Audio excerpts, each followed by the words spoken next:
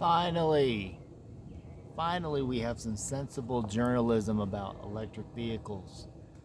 If you've been paying attention to our channel here in the prior videos, you know that we've been on a sort of a tear about electric vehicles recently, and talking about how reasonable it is to think that we're going to be going full electric vehicle by 2030 or by whatever time frame you want to put on it, for many reasons, and it's a multi-layered problem. But I just saw this article in the Spectator by Rory Sutherland. Not sure who Rory Sutherland is, but sounds very logical. He says the light bulb moment, the flaw in the petrol car ban. Petrol being gasoline. That's the British way of saying gasoline, I suppose, the European way. He's talking about innovation happens gradually and delivers its benefits unevenly.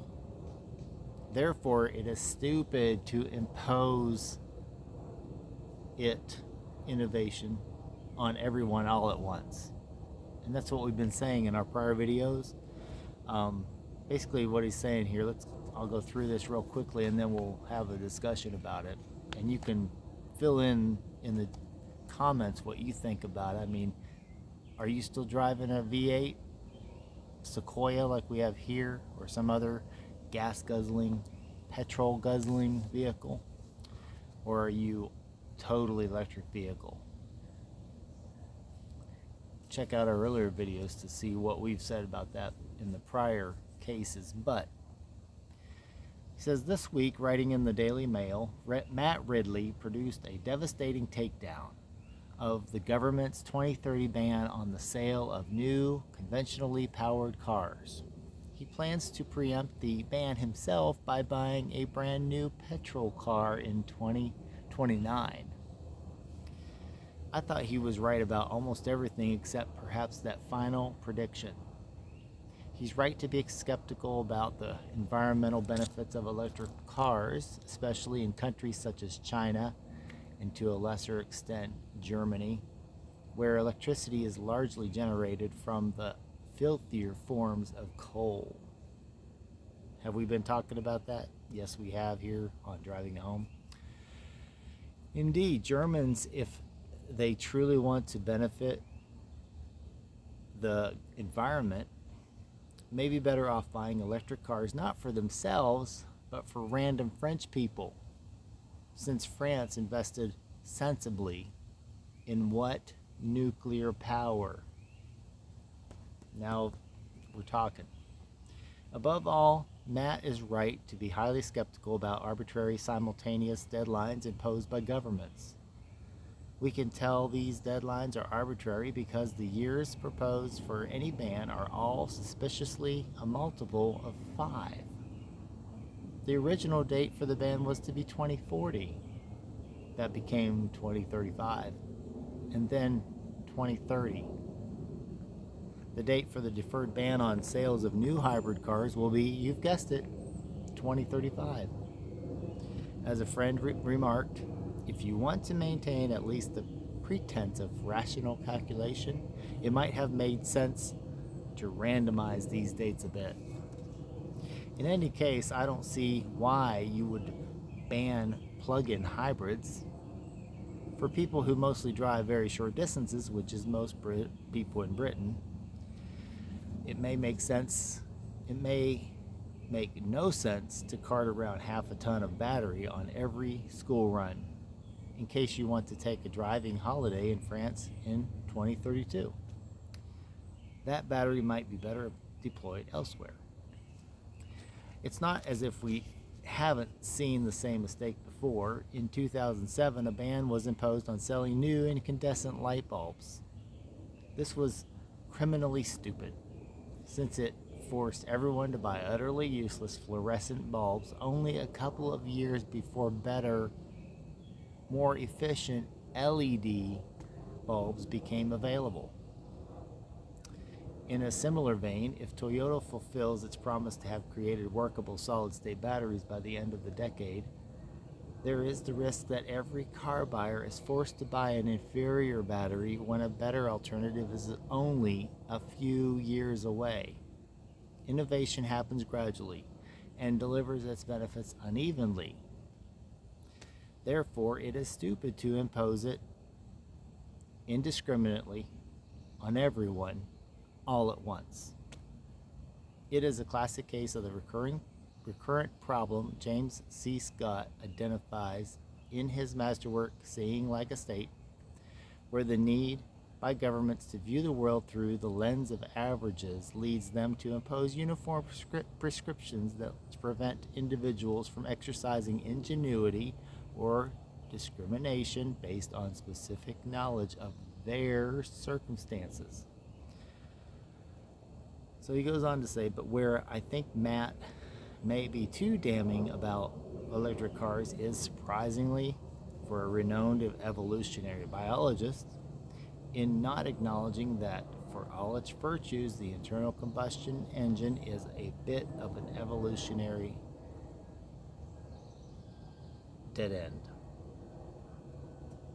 If not by 2029, at least in the next 20 years.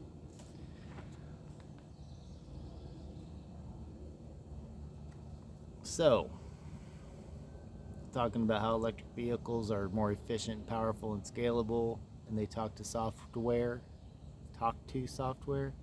in a way no conventional engine can. Innovative ideas like the Heathrow Pod, a kind of personal tram, or even the cargo bike are only possible if we back Faraday, not Daimler or diesel.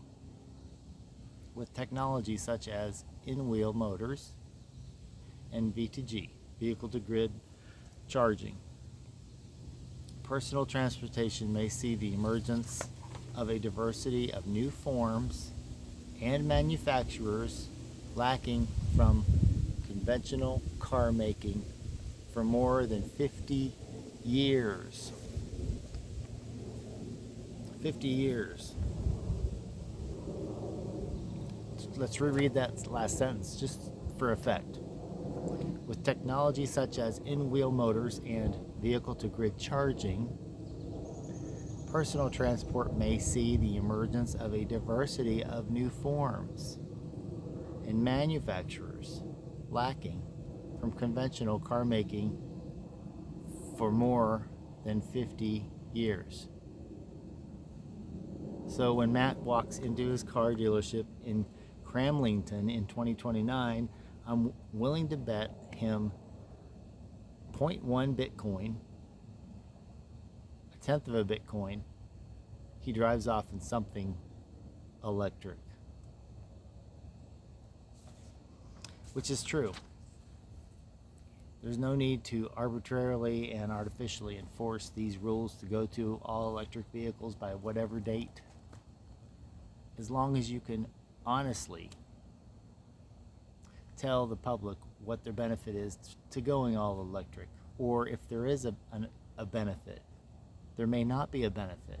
We all know that when it comes to something that is prescribed for your personal enjoyment or use, it is better to go the route of being straightforward, honest, telling people the truth about whether something is safe or whether it's effective or whether it will work for their situation, and not force it down their throat regardless of what they know to be their personal circumstances and situation. We all know that. This is so real to each person that's listening and everybody that's even prescribing these solutions, that the reality is each person knows where they come in moving to the next form of technology. So the government should be getting out of forcing people to do things individually that they don't want to do necessarily right now. Let them get their gas guzzling V8s, let them get their hybrid, let them get their electric vehicle on their own time frame. The government should be focusing on what? Enabling infrastructure, maybe charging infrastructure, like we've talked about in the prior videos, or go figure, helping to increase the base load power grid power generation level. And that includes, like Mr. Rory Sutherland said, that includes nuclear power, like France has been doing, and others that are sensible and not scared unnecessarily away from nuclear power, because the new nuclear power plant technology is safe and effective, and demonstrably so, where you don't have to take it on a emergency basis. You can build it now so they will come in the future with their electric vehicles, and the power will be there, and the economics of the situation will start playing a role in making people choose electric vehicles on their own without being forced to do so. Okay, so hopefully that wasn't too much of a rant, but if it was, so be it.